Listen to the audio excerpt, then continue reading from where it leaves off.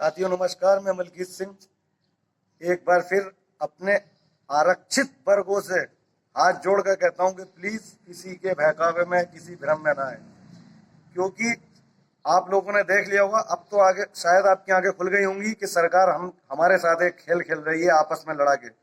और आप लोगों को ये समझना चाहिए, आप सुपर टेट पास हो, आप बीएड हो, बीटीसी हो, तो आपको ये देखना चाहिए कि मतलब सरकार हमारे साथ क्या खेल खेलने जा रही है। सरकार जुमलेबाजी कर रही है, सरकार हमें जातिवाद में बांट करके इलेक्शन तक, मतलब आचार संहिता तक ये मुद्दा खींचना चाहती है। उसके बाद आपके पास कुछ नहीं बचेगा।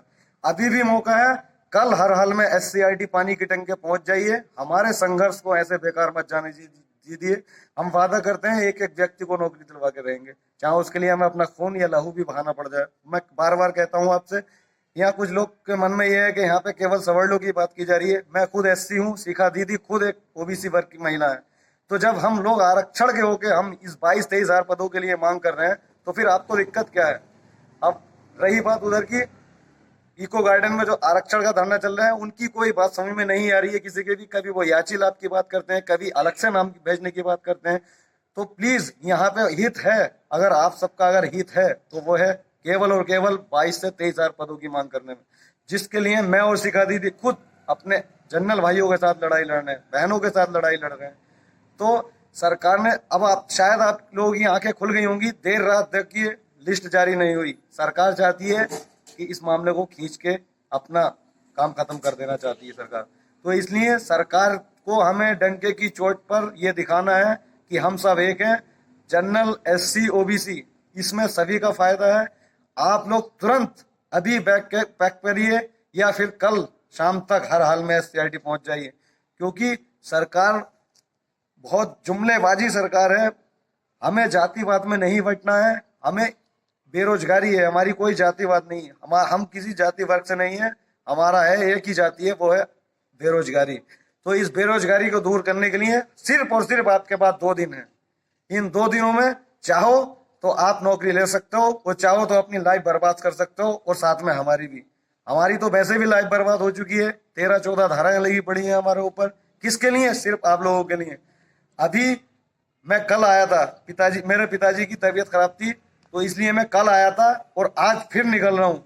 मैं अपने घर का चुक सैन सब छोड़ के सिर्फ आप लोगों के लिए, सिर्फ आप लोगों के लिए एक दिन भी रुका। पिताजी और घर वाले आज भी रोक रहे थे, लेकिन मेरी 3:45 की ट्रेन है। मैं आज अभी पुनः बैग पैक करके मैं निकल रहा हूँ, क्योंकि मैं जानता हूँ कि अगर मैं घर रुक गया तो ये संघर्ष हमारा जितना ये खराब हो जाएगा। तो यार आप तो समझदार हो, आप तो ऐसा मत करिए। सिर्फ 2 दिन के लिए, सिर्फ 2 दिन के लिए तो लखनऊ आ सकते हो। देखो, संघर्ष करोगे तो उसमें परेशानियां होती हैं। 2 दिन की परेशानियां आप नहीं झेल सकते, हम 7 महीने की परेशानियां झेल रहे हैं। अरविंद सिकरवार, अभय श्रीवास्तव, मैं खुद, शिखा दीदी को देखिए। महिलाओं से मैं विशेष तौर से कहना चाहता हूँ कि उस महिला को देखिए जो मतलब लखनऊ की होके भी कितनी प्रताड़ित है। वो अभी तक अपने घर नहीं गई है, कितनी बीमारियों से जूझ रही है।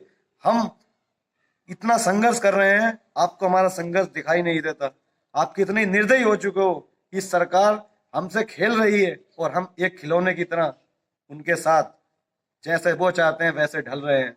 आपको कसम है, अगर कल 5 बजे तक, चाहे वो SC हो, OBC हो, जनरल हो, आपको कसम है अपने माता पिता की, अगर आप SCRT नहीं आए तो, क्योंकि ये 2 दिन आपकी जिंदगी के आपकी जिंदगी के सारे जितने भी फैसले हैं उनको तय करेंगे। इन दिनों को आप स्वर्णिम अक्षरों में लिखना चाहते हो तो लिख दीजिए, लाठियां अब पुलिस नहीं चलाएगा प्रशासन, क्योंकि योगी जी ये आदेश नहीं देंगे, क्योंकि चुनावी साल है, विपक्ष को एक बहुत बड़ा मुद्दा मिल जाएगा। और हाँ, ये बात भी तय है कि 69,000 का ये सारा मामला सरकार निपटा के तभी इलेक्शन में आगे जाएगी, क्योंकि 69,000 शिक्षक भर्ती इस गवर्नमेंट के लिए एक नासूर बन चुकी है। तो प्लीज मैं आपसे विनती करता हूँ, SC, OBC, जनरल में ना फट कर एक साथ एक मंच पे आ जाइए।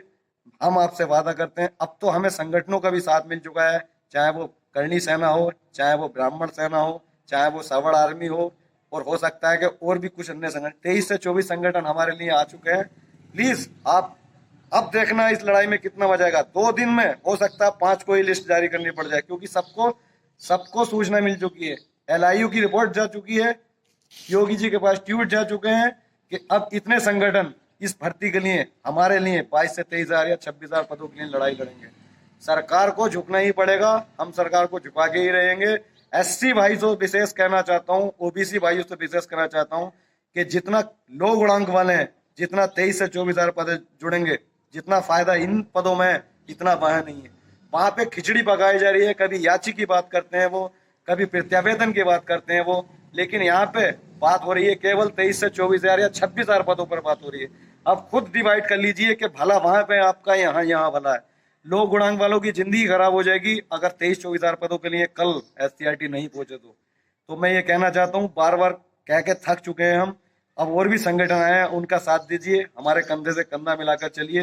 हम वादा करते हैं एक एक को नौकरी दिलवा के रहेंगे। आचार संहिता से पहले नियुक्ति पत्र आपके हाथ में होगा। बहुत बहुत धन्यवाद।